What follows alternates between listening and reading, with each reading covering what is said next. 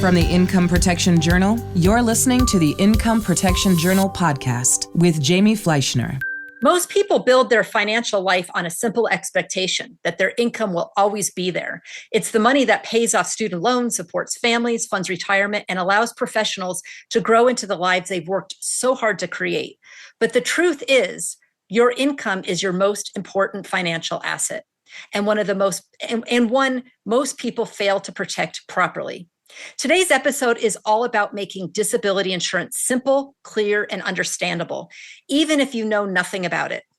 And there's no better guest for that job than Mike Cogdall, one of the most respected disability insurance educators in the country. Over his decades-long career, Mike has helped thousands of people protect their paychecks so they can weather the unexpected and stay on track with their goals.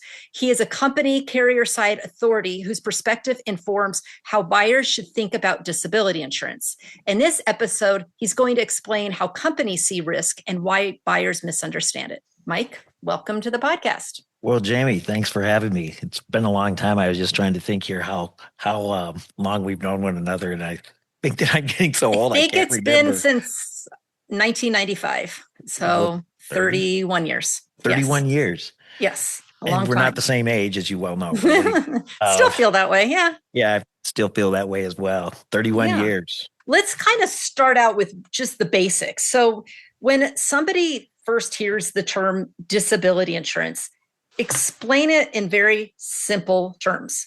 What is disability insurance? It's two different things. It's the same thing, but it's paycheck insurance or it's income protection. You know, why we use the term disability insurance, Jamie, is beyond me. We sell life insurance. We don't sell death insurance. And you've heard all of these before. You know, it's almost a misnomer to say disability insurance like it's expected, because I think as a consumer, what happens is the first thing you think about when you hear the word disability or disability insurance is you think of Social Security and what I call the blue sign syndrome. And that's all the good parking spots at super targets everywhere in the country that are the blue ones in front. That's the way people perceive disability. So there's this disability insurance, but it's really income protection. And it's just as simple as that. You know, the most valuable asset, as you just alluded to, is your ability to earn an income. You know, I once was told by a guy, you know, if you don't like money, just try living without it. And that's not to be flippant. It's just a fact. I mean, this is how we all survive. And so unless you are a silver spoon and never have to worry about a dime in your life, there are not very many people like that, then this probably should be the most important insurance that you could ever own. As I always say to people, Jamie, and you know, this is funny. I like to do things in order, and I've always told people, I said, you know, if you do things in order, everybody does. You try to have a little bit of an orderly life, but we do live in some chaos. But I pose the simplest question. If you want to do something in order, I always ask the question to a lot of people, and they think I'm a smart aleck. But it's like, when was the last time somebody died and then got sick? We know how things happen in life. And that's just the reality of this world we live in. And, you know, nobody wants to think about it, but it is just a harsh reality that, you know, my daughters, as you know, were recently in an accident, and they were fine and everybody was fine. The car was totaled. So I looked it up on AI to try to explain to my daughter what happens. There's 16,000 car accidents a day in the United States of America alone. And, you know, that the most valuable thing that you can have is not the car, but it's the contents of the car, which can be you, your family, whoever's with you, but you, the driver. You could be in one of those and it could change life forever. So how can income just not be regarded as the most important thing that you could ever have? So, I mean, obviously you and I understand the value of it and why it is so important. And it's hard for me to fathom why somebody would go unprotected. But why do you think it's so overlooked? Why do you think most people don't realize it and want to protect their income? Why is it so overlooked? You know what? I don't really think that it's as much overlooked. One, if you're really young, you're invincible. You and I both know that. You know, why at 25 do I even have to think about that? It's just not a concern of mine. And, you know, at any age, at any time, anything can happen to anybody. But I really think one of the biggest issues, and thank you for this podcast, is lack of awareness. You know, you're like I just said, you use the word disability income, and it's just kind of a flippant statement that nobody pays attention to. So there's really not an awareness from the general public to buy disability insurance. And if I can give you an analogy, I just did one the other day. 30 to 40% of all phones in use in the United States of America are insured. On an individual disability insurance basis, not counting group insurance for carriers. So if you own individually, because we both know that oftentimes, even if you have group insurance, you should have a supplement policy for yourself. And the beautiful thing about that is it doesn't really cost you very much money at all because somebody's taking care of around 60% of your income already. It may be just up to salary, but somebody's taking care of a piece of that. But there's always room for you to get more because in the event you're hurt or sick, oftentimes expenses do not go down, they go up. So I just really think lack of awareness is one of the biggest issues we have, getting the word out. When I started, gosh, Jamie, whatever year, 1987, there was over 100 carriers in disability insurance. You and I now today can count on one hand and maybe one more finger, 5 or 6 carriers that are left in this space. So it's just, I really think it's lack of awareness. They just don't realize. I use that same analogy. I mean, everybody goes and buys an Apple iPhone and they immediately get Apple Care. When the reality is if the phone breaks, they probably could replace it. They don't necessarily even need to insure it. But most people don't think about the potential income that they have that they can't self-insure. There's such a disproportion. Well, the disproportion is exactly correct. If you spend $30 a month on a $900 phone, we just had that, and 40% of all phones in use have the insurance. It turns out that only somewhere between 2 and 4 on a rough estimate, 2 and 4% of the U.S. population, workforce population, so it doesn't count retirees and it doesn't count children, workforce population own individual disability insurance, 2 to 4%. That's crazy. And it is crazy because, if you were to calculate how much your value is, your income potential between day one till retirement, it's multi-millions. And if anybody purchased something that was that valuable, the first thing they would do is insure it. So it's mind-boggling that they don't even think about insuring something so valuable. No, I agree 100%. And it's not the most complicated insurance in the world. I mean, the policies are written, and you know this, you've done this for so long, they're written very well. So the basic questions that people would ask is who decides if I'm disabled? Well, the answer is easy. It's your physician. It's not workman's compensation by any stretch of the imagination. It's not getting hurt at work and collecting a benefit from workman's compensation. It doesn't work that way. It's in the event you get hurt or sick and you can't go to work, you visit your physician, and then I always tell people there's only 4 things you really, really need to know until you get into the weeds a little bit on disability insurance. And that's when it starts. That's the elimination period. Just like a health insurance deductible, right? $200 deductible, $1,000 deductible. The elimination period for disability is just the number of days you self-insure. So the deductible is the number of days, i.e. 60 days of deductibility on the 90th day, because you don't get paid the 61st day. You get paid just like a paycheck monthly. You'll get a check on day 91 for being hurt or sick and unable to work. That's one, the elimination period. When it starts is easy. That's the elimination period. How long it lasts, there's various benefit periods, as you and I both know. 5 years, 10 years. It depends on the carrier. To age 65, to age 67, and 70 pretty much are the ones that are the norm. And I'll ask you, what would you say most people buy today when it comes to a benefit period? I'd say the majority of my clients, again, if they're under the age of 40 or 45 when they're buying, 90-day waiting period to age 65. If you're in your 50s, people typically just get a 5 or 10-year benefit. Correct. And I agree with that totally. Just to keep it affordable or to keep the cost appropriate. And even before we go farther there, when you think about on an average, 2.5% of your gross income might be the cost of a disability insurance contract. That's just, anybody can do the math. That's not too bad to cover around 75%, because if you're buying it yourself, people forget the benefit will be income tax free. And so they forget that too. So it really covers the vast majority of your earnings. So you've got an elimination period, you've got a benefit period, you've got a benefit amount, right? And that's pretty easy too. It's determined, and you can explain this better than I, but it's determined on how much money you make. So on average, let's say you make $10,000 a month, $120,000 a year. Back at you, about how much would somebody be eligible for on a tax-free basis? So for somebody making 100, let's call it 100,000, you can get about 5,000 a month of benefit, tax-free. But if you're making 100, you're really taking home 65, 70,000. So you can usually insure between 70 and 80% of your take home pay.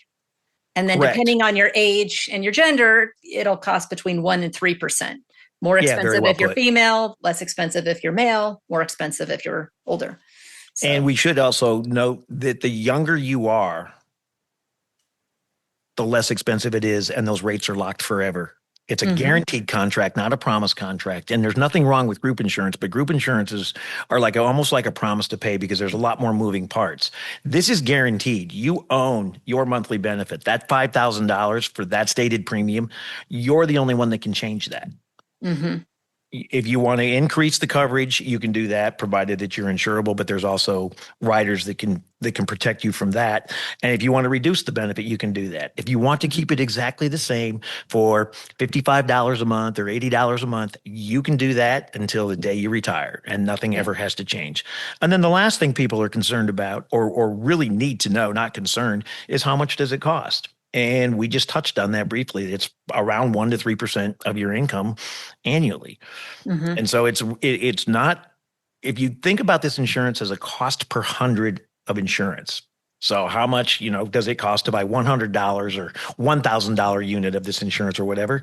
And you look at a lot of other insurances to include that mobile phone that we started talking about earlier, the cost per 100 or the cost per 1,000, that's your monthly benefit on this insurance, is significantly less than people realize if they just take a couple of minutes to look and see, this is what I'm protecting. Because as you said, we don't know how long anybody could be hurt or sick. We never want anybody to be hurt or sick, but that's not the way the world spins. So you just do not know how long it could be. And if you're 35 and you're going to 65, that's 30 years. Mm-hmm. 30 years at $100,000 is $3 million. Yeah. And I have some clients that have gone on claim in their 30s that are never going back to work, and they're going to get paid for 30 years with cost of living and everything else. They've got some pretty significant claims. So it does happen. So fundamentally, when you're out looking and asking, those are the primary questions I think that somebody needs to understand: when it starts, how long it lasts, what they get, and what it will cost. It's a very good place to start. The rest of it can be explained as you go forward. And then really backing up a little bit is understanding why it's a good idea to have it. And the younger you get it, the better it is. And we could talk about that for a couple of minutes. Yeah. So what's interesting is when you're young, it's less expensive. You lock it in, you're likely to be healthier. So you're going to have less exclusions or anything. But it seems like when people are younger, they're less likely to get a policy because they don't think that it's going to happen to them. So it's almost ironic. So when people come to me in their 50s and they say, "Oh I really need to get this. My spouse just had a stroke, or this coworker got into an accident," they realize the reality because they've seen a lot of things. But then when you go to buy it in your 50s, it's really expensive because by then, chances are you've had some kind of diagnoses. Right. And I always tell everybody, people that like the movies and remember the movies, is Benjamin Button is just a movie. You're not born old to get younger as you go through life. And, I say a lot of things, as you well know, to people, but it's the simplest things to understand is, the last thing you want is your next visit to a physician for any reason in the world to walk out of there and be uninsurable. Mm-hmm. And that can happen at any time. Your next visit could be the last time you're insurable. So when you're young and you're 28, 29, 30, 31 years old, even 40s and under, it's a great time to start to think about the importance of you, your family, and what would happen if something did cause you to not be able to work. And a lot of people think it's accidents. And you and I know that's not the case either. Yeah. Most disabilities are some form of diagnosis. And I always like to give stories. My friend who's an orthopedic surgeon in my neighborhood, great guy, been to him, saw him 5 days ago, Parkinson's. Oh, no. That's yes, ma'am. Terrible. 51 years old. He's a doctor, by the way, so he understands exactly what the nature of it is. It's really hard to be an orthopedic surgeon and be diagnosed with Parkinson's disease. They may not let you too, because there's a risk.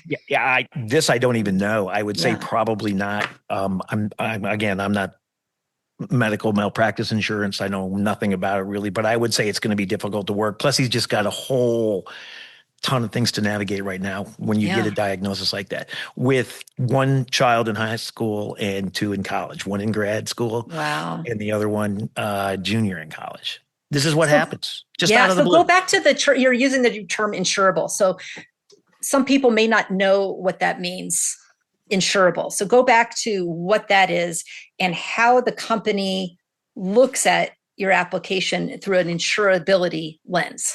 Well, let's start with the easy one. Generally good health. Generally good health. No, and I will say major diagnoses, there's a lot of them. Like even myself at my age today, get a physical every year. I'm in generally good health. I mean, I don't mind being open. I take 5 milligram for some blood pressure thing to keep it under control. That's all I take. Insurability really can come down to anything from a carrier perspective. If there is something that isn't right, gosh, give me an example and I'll help you here. Well, I'm seeing a lot of insurability with people taking ADHD meds, antidepressants. That seems to be pretty common, even for people that are younger. So maybe talk about how that impacts. Yeah, and you know what? That's a great place to start, because that's again pretty high on the actual claims list from carriers' perspectives. Milliman does studies and shows that this is not uncommon. 10, 15 years ago, just to give you a little history, you know this. If we had somebody that was on any type of med, for any type of mental nervous, anything, automatic decline. Yes. But as time has gone on, we've understood, one, medicines get better, diagnosis get better. Everything seems to improve over time. People now, they catch cancer early. They've got a great, great shot of surviving the long haul. Same thing with mental nervous. You get it controlled. So in that example, you're still insurable, fully insurable, but they may exclude or give you a mental nervous exclusion, or they may limit it to 2 years. Let's say that you are Lindsey Vonn. I love to use examples that we all are aware of if you follow the Olympics at all. Her leg is not insurable anymore. No. She's 41 years old and her leg would not be insurable. It's even if she now retrains and she's going to become a teacher, let's say, they would not cover that leg. Yes. No, I mean, it's just had way too many issues. Well, and it's also the recency. So if you go and apply right after, she just had 4 surgeries. If you go and apply right after something happens, there's no way they're going to cover that. No, because, and those are good examples. And we'll shoot another one. Hodgkin's disease at age 30 that you survived and you're 10 years out and you're now 40. They'll look at that very differently. So for certain diseases and some things that can be chronic, the amount of time that passes, it can either get more significant or less. If it gets less, you're probably going to be getting a decent policy. What I mean by decent is not a lot of exclusions. If I had orthoscopic surgery, at junior year in college playing football, and 6 years later I'm deciding to buy income protection, if I had no residuals of that, you would be standard. What I mean by standard is you would have no exclusions whatsoever. The carrier's goals are really to do the best job they possibly can, but not to take on what's known as a pre-existing condition. And there are some that are hard: colitis, lupus, things that people just, MS, sometimes it's diabetes. We've seen a lot of people with Crohn's. Crohn's disease. Those can diabetes. They can get a lot more difficult. And the carriers that are still here are really working hard. And there are carriers that will still, as you and I, they're working hard to improve this, but there are carriers that actually work in that market as well. They just do a policy that's somewhat different, but it still can be a really good policy too, as you and I both know, because we work together and we've done a lot of those too. So you shouldn't let that prevent you from trying to get insurance. Income protection. You shouldn't let that stop you. Like I said, if you've got controlled high blood pressure and you're at 120 over a 72 for 5 years, they're really not looking at things like that. And a lot of people, I think, also confuse the risk for life insurance and disability insurance. So heart stuff, if you're a little overweight, those types of things typically don't impact disability insurance. They might impact life insurance, but not disability insurance. So that's something. And then the other thing that I think is interesting is a lot of people, they want to go and try some sports or some kind of really high risk activities. So If you have your policy prior to doing all of those things, that's going to be covered. If you started doing scuba diving and jumping out of airplanes and want to go apply, that's not going to be covered. Well, even in that regard, you know what, like with scuba diving, I was a scuba diver and still had a policy and I was covered. But if you're not a deep water diver and, if you do the once or twice a year, you're in Hawaii and you go on a one float dive, the carrier is not, it's, and you just hit the nail on the head. If you're living where you live in beautiful Colorado where the mountains are and you are a free climber for rocks, oh, yeah, no, they're not going to cover it. They're just not going to cover free climbing rocks, rock climbing. Think about hazardous sports like that, and it just depends. Some people say I climb when they really hike. So you've got to kind of you don't need to brag about what you do, for lack of a better term, but it's okay. But you should still be honest and totally open about what you do. Skiing is not a problem, as you well know. They don't even ask about skiing. They don't even cycling. ask about like skiing, which can be, I've been skiing my whole life and I've seen an awful lot of people come down the hill. Yep. Same with cycling. They don't ask about that. I've seen a lot of cycling injuries. No, a lot of cycling injuries. But again, if you get your policy before you do any of these things, it's all going to be covered because they can't add something change later. Right. And that's a very good point you just made. The policy is underwritten, not at time of claim. The policy is underwritten at time of application. So once it's done and it's in force, it's, as I always say, it's golden. Mm-hmm. It's grandfathered. Correct. So you could do all kinds of things. You could be 26 and become a world-class rock climber at 31, and that no longer matters. They underwrote you at time of application, not time of claim. And I think that sometimes people will confuse that a little bit. It's like, if I file a claim and I broke my leg doing this or doing that, what are they going to do? How are they going to get out of paying me? That's not the case with these contracts. They are written very strongly. They really are. I mean, these contracts, they're not complicated, but what they are is they're, for lack of a better term, speaking of rocks, they're rock solid. In the event you get hurt or sick and you can't go to work and time is going to pass, as I've always said, you have a legitimate claim, you will get a legitimate check. You will get paid. You meet the definitions of disability, which are very broad, meaning, or very narrow, depending on what lens you're looking through. But there are definitions that will cover you in your occupation. Unable to perform the substantial and material duties of your occupation. Some say and not engaged in another occupation by choice. Some say it doesn't even matter. If you cannot be an orthopedic surgeon, for example, and you know this as well as I do, better than I do, and suddenly you thought you were an expert chainsaw guy and you accidentally somehow cut off 2 fingers on your left hand and you're a left-handed surgeon, you may not ever be an orthopedic again because you can't hold a scalpel, but you could maybe do something. Describe because you use the term own occupation. So maybe somebody who's not familiar with that, they've heard the term. Why is own occupation so critical in a disability policy, in an individual policy? Well, again, it's not workman's comp, right? So you're paying, you get what you pay for. So let's say, use me as an example. I'm an insurance guy. So I don't know what could disable me. And that's oftentimes what what could possibly disable me? A lot of things could. Again, own occupation means you're covered in your specific job. Like unable to perform substantial material duties of your occupation. So if I could no longer do this, let's say that I had a stroke and had a hard time speaking because the left side of my face, I like to use examples, left side of my face is completely paralyzed. And I already know I talk pretty fast, but let's say that the left side of my face, and I talk really, really slow and strange, and it's hard for people to understand me. And I actually had a lawyer that had this happen in Virginia, where he was only 41 years old and had a stroke. Was going to live a very long time, but he had no clients because he couldn't really communicate with clients. He couldn't go into a courtroom anymore. He couldn't do those things because people couldn't understand him. They said, this guy talks and he slurs and you can't understand a word. He spent all his time, energy, and money going through law school, passing the bar, becoming a lawyer, becoming a partner at a young age. And boom, it was all taken away. Yeah. I met him at a golf course, and to this day, the only thing that we talked about for briefly, because he knew what I did for a living, I met him through a friend, was from now until age 65. So he's probably still getting paid. He had an individual disability insurance policy that pays him, and he had done a couple of things on the side too. I call them Yeah, and side so hustles. talk about that. So he can't work as an attorney, but let's say, I mean, he could probably do things from his computer that don't require a voice.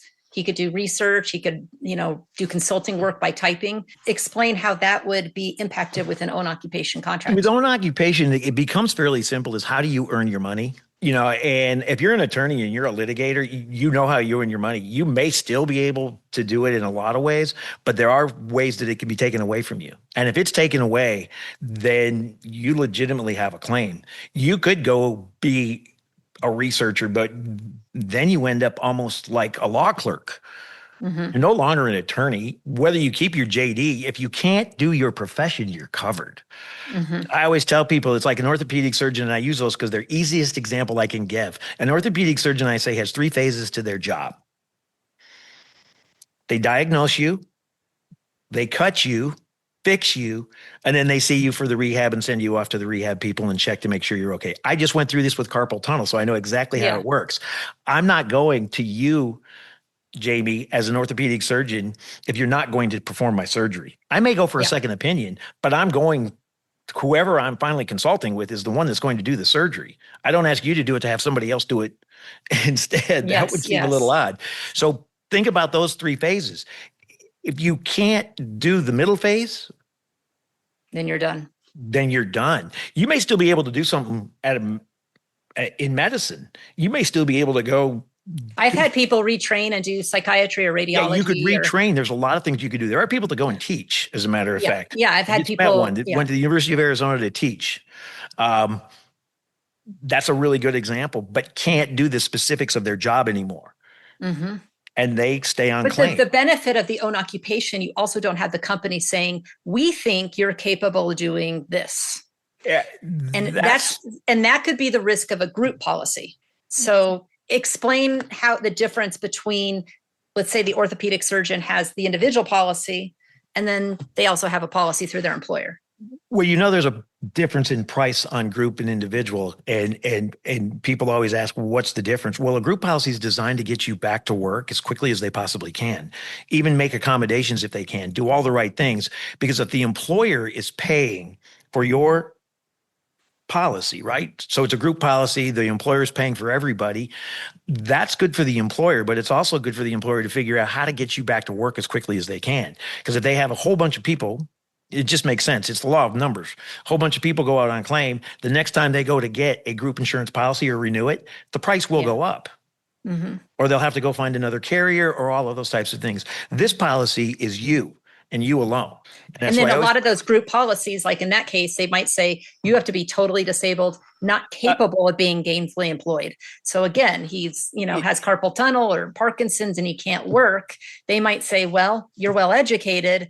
We're going to have you do some office work. We're going to have you, or whatever it might be. And then they don't have to pay the claim.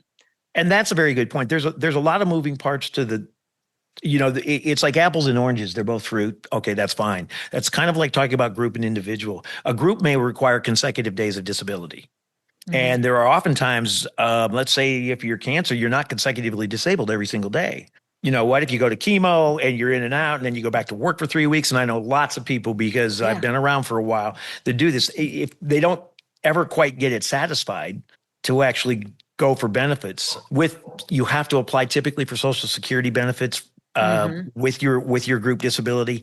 An individual contract is something that you, and I've said this twice now, you and you alone own. It's guarantees. And they're very well written, which is, I think people are suspect. And because you've done this for so long and you're preeminent expert in the world of income protection, what people should and shouldn't have. When people say, well, what kind of policies should I get? Well, you already know the answer, because you're the kind of person that says, listen, I know that you're an ophthalmologist. I will get you the best policy available in the market for an ophthalmologist. And you know exactly what they need and what to get. There might be a couple of little nuances or moving parts that you want to do, cost of livings or something like that. And those aren't important today.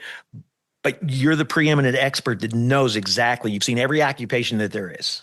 Mm-hmm. Every occupation that there is. This I know because I've worked with you for so many years, and we've gone from some of the most complicated physicians that they have titles I don't even really understand sometimes, neural something, pediatrics. I think I had somebody who works with astronauts I've had some pretty, and then, we recently just, started working with a truck driver. So it runs the gamut. Yeah. But everybody's covered in similar ways. Yeah. They're covered with this individual contract. Exactly. All right. We're going to take a quick break. And when we come back, Mike Cogdall is going to explain what insurance carriers actually see when disability claims are filed and where people most often discover that their assumptions were wrong. Stay with us. Welcome back. We're here with Mike Cogdall, and we're talking about disability insurance from the carrier perspective and how risk is evaluated and what happens when coverage is tested by real life. So when somebody early in their career asks for coverage, what is the long-term risk that the carrier is going to look at? So again, somebody's applying, they're 30 years old. This is the only time they have a chance to medically underwrite somebody. What are they going to look at? What are the primary things? In today's world, your basic overall health is really what they're looking at. They really are just looking at your basic overall health, your earnings, how long you've been in a certain profession. Sometimes it depends professions, because if you've only been a real estate agent, you and I just had this example for 1 year or 2 years, one carrier may not want that risk, another carrier may. But what they're really looking at is, what kind of risk are you? And we've already talked about, if you're doing all kinds of crazy things in the world of sports, you're a much greater risk than you are than somebody that does not do things like that. But health is really the driver. And generally good health leads to no problems. And if I may, when I started, and I don't have to tell you what year, but I don't mind. When I started in 1987 doing individual disability insurance, working for Provident Life and Accident, because yes, I was with carriers for years.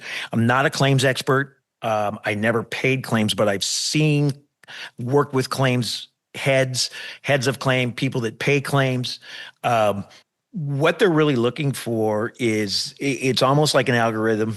It's okay. This is our pool of people. We have this many neurosurgeons. They can look at the past and have some idea of where, just like life insurance, right? We both know that. They have a life expectancy of 84 years females, 79 years for men, whatever the numbers are. So they start to base it there. The same for a 31-year-old salesperson. You really don't have to go through an awful lot to get the insurance. You answer basic health questions. If there's nothing wrong with you, you know what an intending physician statement is. They may order a record. Let's say that you did have surgery. They want to order the record to just make sure that you're still clean. But in today's world, I call them mini exams, and you're very familiar with this in your long career so far. Mini exams were like, if you were buying $2,500 of monthly benefit, they were getting what's called labs. So they were doing blood work, and they were doing a mini exam, like checking your blood pressure, checking everything. In today's world, because things have changed so much, and we can talk about AI a little bit. We don't need to. They have really good data and really good numbers and really good ideas of just how your lifestyle is to figure out where you fit into the box. That's why they have occupation classes. They can go as high as a 6, and don't worry about carrier numbers, but they can go from a 6 to a 1, for example, 1 being the most high risk job. Likelihood of getting hurt or sick is greater being a construction worker with back issues. And they've seen that, so they know, versus being a wildly successful financial planner. And they know those numbers. And it really, in today's world, they just don't look for a lot of things like they used to, because it's already there. So maybe does that make sense? Yeah, so it does make sense. So maybe talk a little bit about, because you work with multiple companies, I work with multiple companies. And so somebody who's just starting to look at disability insurance, they may all look the same. Maybe they work with somebody that only works with one company. What's the difference between the companies and the benefit of shopping around? Oh, you should absolutely shop around. And you and I have had this discussion more than once. And the reason you should shop around is I would not most likely I would not personally, as a consumer of product, I would not go to somebody that what I says, where's the logo? Mm-hmm. What I mean by the logo, the company hat works for one company. Even if somebody says, well, I can do other carriers if I want to, I would always shop. It's in this industry, underwriters, carriers are not the exact same. It's almost like professional football teams don't play the exact same offense. Well, this is the way carriers look at things as well. One carrier may love real estate agents making over $150,000 a year, and another carrier may say, we do not want to touch them. Those are their two different experiences. So you should always shop around. And what you really want is somebody that can help you create an income protection plan, because it's for the long haul. You want one to take you from 29 to 65 or 67 or whatever benefit period you ultimately buy. You want that number, but there can be moving parts. You may have group insurance, you may not. You may get group insurance, you may not. You may make a wild income and want to insure way more than a carrier can do. There's just so many reasons to shop around and look. You may only get a certain benefit amount from one carrier based on various reasons, where another carrier may be able to add another, I'll make up a number. Say you had $15,000 a monthly benefit. You may be able to get another $15,000 somewhere. And if you're making, we'll call it $800,000 a year, you may be eligible for $25,000 or $30,000 a month. You should have the opportunity to say yes. And if you're healthy, it's just that much easier to get. And that's why I always harken back to being young. Because I could run marathons when I was 40 some years old. Same. Now I can't. Yeah. I just can't run a marathon. I can't. I'll just leave it at that. It's too much. So when you mentioned the logo person, are there other types of red flags? So somebody's just thinking about this for the first time. Yeah, I really need to get a disability policy. How do I know I'm working with somebody that's got my best interest in mind? Or what are red flags or things that people ought to be careful of? You just mentioned the first one is somebody's only showing you one carrier. I would consider that a red flag. And don't make price the issue, by the way. If we're looking at a carrier, you should probably look, and I've always said this, you should probably look at three, ABC, at least three. And the carriers, this better than I, are very similar in nature. They just have idiosyncrasies. Again, just like professional football teams do things differently. They're very different in certain ways they do business. But you should look at three carriers and rely on an expert, somebody that does this for a living. Like, for example, you specifically do this. This is what you do. Since I've known you, this is what you do. And we just said 31 years. You need to look for people that, one, they'll have your best interest in mind, because if somebody shows you a quote that's $40, $50, and $60, the client may say, I want the $40 quote, correct? But an expert may say, you know what? I'm more comfortable with the $50 one, and here's why. And then you, as the expert, you get to explain to them. They can still make their own decision, but this is why this one I think is better suited for you. There is no really bad. I say the worst disability insurance you can have is not having it at all. Yeah. Sometimes people come to me and they say, well, this guy says they could do it for, $30 a month, like you said. And I'll look at it and I'll say, yeah, they have you as a male, you're female, or they have they didn't price it right, or they stripped it down with no riders. Like, you're not really comparing. So the prices are set by the companies. So however, some people have access to discounts and there are some benefits of working with some experts. But again, it really makes sense to work with an expert who can spreadsheet it, because, And that's a very good point. So many things in our world are negotiated. These are priced per 100 policies in every single state. So if you're a 3 and you're 25 years old, not to make this complicated, but you're a 3 by the carrier standard, that's your OC class. You're a 3. It's $20 per 100. You may have a discount there depending on if you're an association, you're with a group, you're with, your firm has individual for 3 or 4 or 5 people, depending on the numbers. You could get a discount, but the original number is filed at $20 and it's not negotiable. You can't change it. I can't change it. And it stays that way. Unlike a group insurance plan, those rates are negotiated because carriers are buying for somebody's company's business, they'll go, well, we can do it for 21 cents. And then someone says, but I can do it for 19. Those are very similar contracts. You just alluded to something else that's really important. There are riders on these contracts, or addendums, things you can add to the contract. There are people that end up buying a total only disability contract without what we call residual. It's easier for the layperson to understand it as partial. In the event you get hurt or sick and you're only working 20 hours a week for a while, you could still be eligible for benefits. Somebody leaves that off, you're not. And there are features and benefits like that available, and it takes 10 minutes to understand them. It really does. But you can say, I can live without that. I would like to have that. And somebody that just shows boilerplate, which a lot of people do, which I've spent my whole career trying to discourage. I mean, even when I worked for a single carrier, I always encouraged people to look around. As a matter of fact, if you're a high wage earner, you should probably even consider 2 different policies. Like if you're eligible for $20,000 a month, I just shoot examples, I know. I would even maybe look at 2 $10,000 policies, because if I'm really hurt, the aggregate benefit will be a lot more because there's limits per company. Right. There's limits per company. And you know what? There's nothing wrong with having more than one set of eyes on a claim. Claims have a great reputation of paying, by the way, which is what people talk about in our industry. It's like, well, will they ever pay? It's really rare. I mean, for 30 plus years, I've only had 1 or 2 that were turned down. One guy, he changed his name and fled the country. It was really sketchy. So something else was going on, but it's really rare that a claim is not paid. No. And some carriers pay claims differently. Some are they're all judicious in making sure that they're making the proper decision in paying. But some will drag things out longer than others. Some will waive the fact that you need to be under the care of a physician and still pay your claim.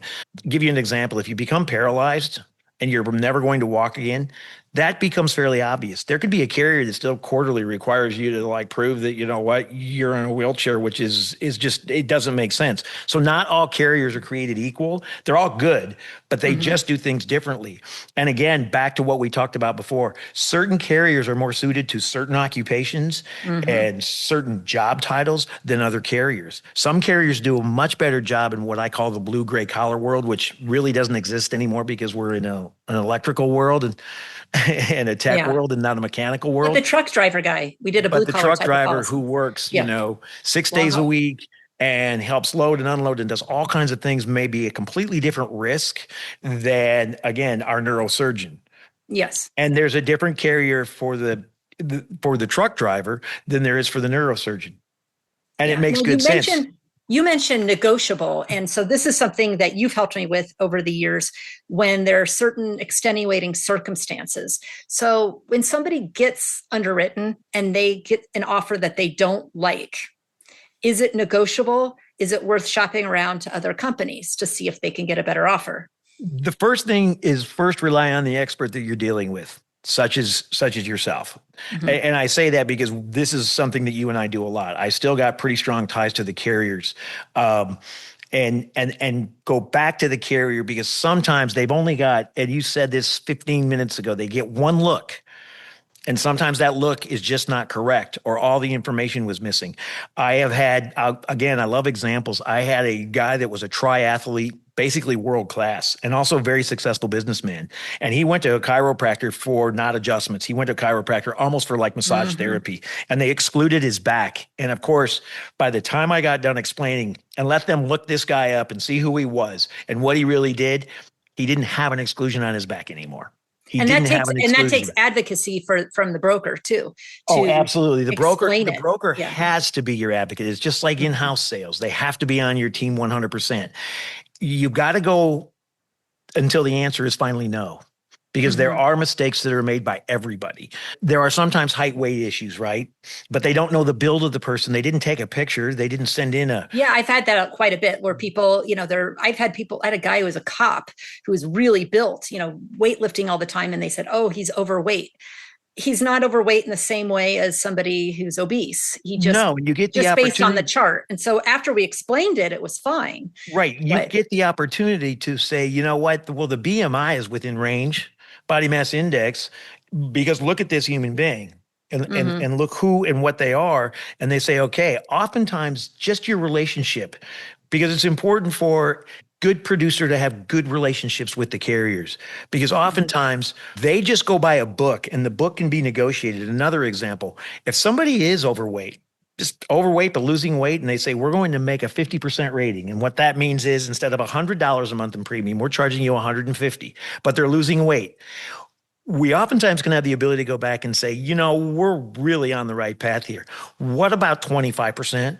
And you and I have had that happen often all the time. Yeah. Because that head underwriter, that person trusts everything that you and I are saying, because we're not risking our reputation with the carrier to tell them something that we think is not true.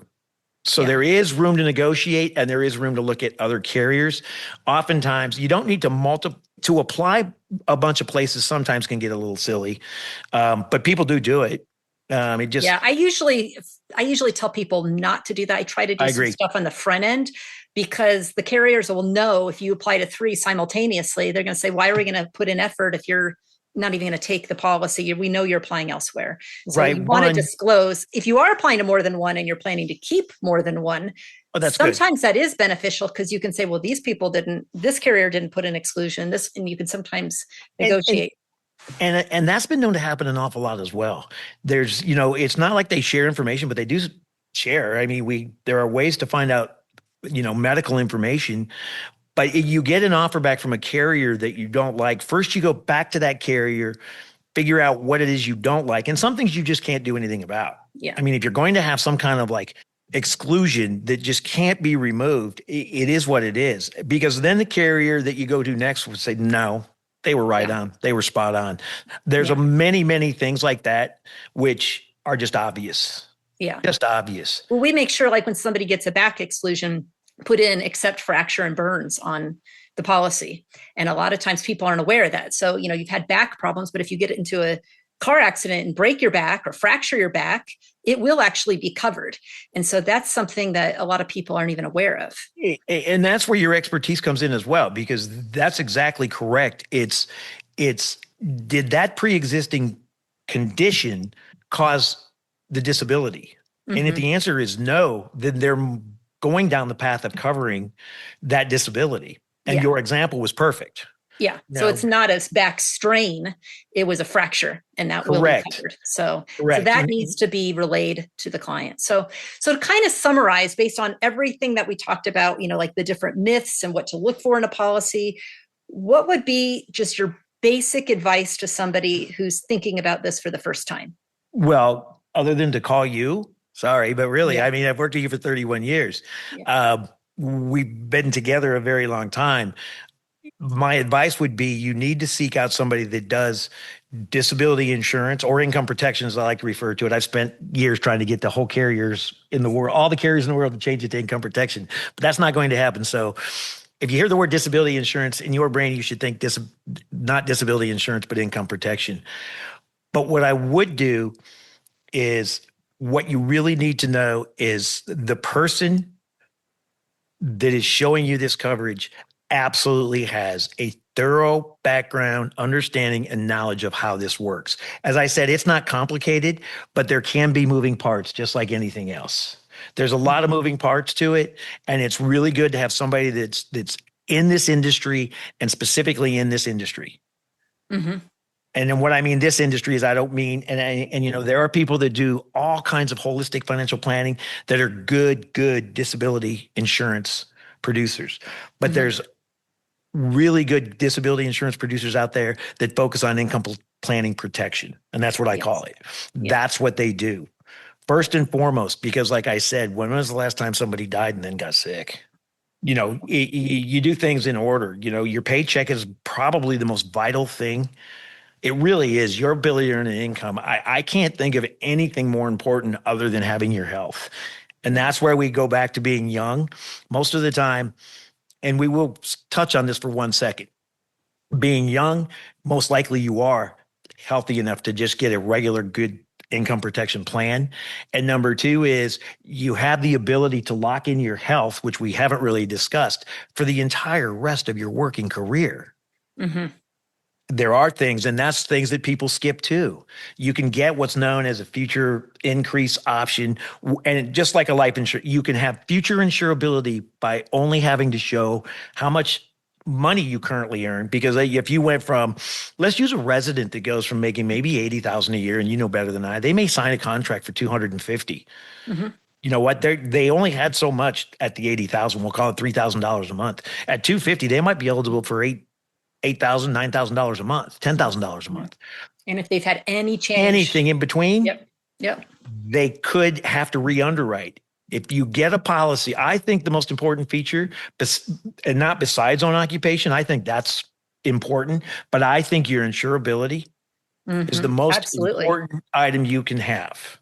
Because you want to get the policy when you're young and healthy. That's what you have in your 30s. Your 40s and 50s is when things start to break down and you might actually need to file a claim. That's typically what happens. I mean, I even go so far as to tell young people, because I have a lot of friends that have children that are, well, the age of your children. They're adults now. They're adults, and they're going out in the world. And I've talked to an awful lot of parents and said the best thing you can do for your son or your daughter right now in the start of their career is buy them a small income protection plan, a disability insurance plan, for a birthday, for a holiday, for anything. Mm-hmm. They can start paying for it when they make more money. But you lock in their insurability for the rest of their working career, because 15 years from now, when you're a grandparent and they got 4-year-old kids, you still don't know what the health of that child's going to be, and something could happen. Yes. We just, unfortunately, I don't know the actor. We just saw somebody with 6 children. James Vanderbeek. They see, you do know. Yes. I dated myself. I'm sorry. Yeah, that was really sad. Yeah. It's extremely sad, but nobody has the crystal ball. And you've heard me say that 1,000 times. If you haven't, share it with me, because you just don't know what's going to happen. Yeah. And a GoFundMe is not the way to take care of your family. No. I love GoFundMe. I think it's awesome that people have the generosity and the kindness to donate to other people that have peril and plight in their life at a certain time. But it's our responsibility to take care of ourselves if you're just single, and our families. And this is one of the best ways that you can possibly do it. One of the best ways. And with that insurability, you make that $300 a year, you now have something just in case. Yeah. Just in case, because that's what this really is. This is an insurance that's exactly like homeowners insurance. And what I mean by that is you do not pay for homeowners insurance your entire life to pray your house burns down. That would be silly. Of course. Absolutely. And that's what But if it does, you think you're lucky stars that you had the right coverage. And that's exactly what this is. This is the kind of insurance that if you can write your last check and then at 65, the policy goes away and you never needed to use it, I would say you had a wonderful life so far, at least from that perspective. At least you had the peace of mind all of your working years. Yeah. But if you needed it, it takes care of an awful lot of problems. It takes care of most of your problems. That's why I think lack of awareness is the biggest thing. I just don't think people are familiar with income protection planning. Well, thank you, Mike. Thanks for coming on. I really appreciate all of your wealth of knowledge and all of your examples. So thanks for being here. Well, thanks for having me. I really appreciate it. Look forward to seeing you this summer. All right. Sounds good. Bye-bye. Thanks. From the Income Protection Journal, you've been listening to the Income Protection Journal podcast with Jamie Fleischner.